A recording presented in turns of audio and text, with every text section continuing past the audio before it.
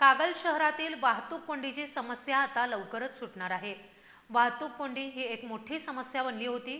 यामुळे अनेक अपघात झालेत, अनेकांनी आपले प्राण गमावले आणि कित्येक जण अपंग झाले। कागलच्या जनतेने अनेक वर्षांपासून पिलरवर उड्डाणपूल उभारण्याची मागणी केली होती आणि आता ती पूर्णत्वाला येत आहे। कराड इथं उभारण्यात आलेल्या पिलरच्या उड्डाणपुलाप्रमाणेच कागल इथंही हा उड्डाणपूल उभारला जाईल।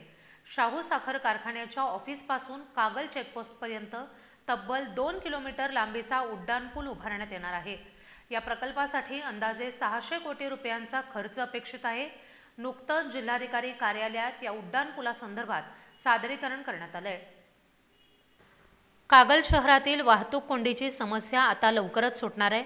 शाहू साखर कारखान्याच्या ऑफिसपासून कागल चेकपोस्टपर्यंत तब्बल 2 किलोमीटर लांबीचा उड्डाणपूल उभारण्यात येणार आहे। या प्रकल्पासाठी अंदाजे 600 कोटी रुपयांचा खर्च अपेक्षित आहे।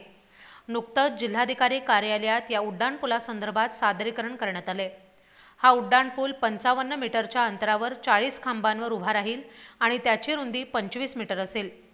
कोल्हापूरच्या दिशेने चढ आणि बेंगलोरच्या दिशेने शेवटचा उतार अशा पद्धतीने याची रचना असेल।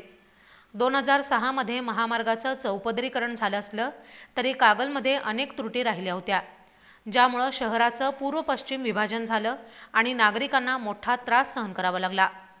विशेषतः साखर कारखाने सुरू झाल्यानंतर होणारी वाहतूक कोंडी ही एक मोठी समस्या बनली होती।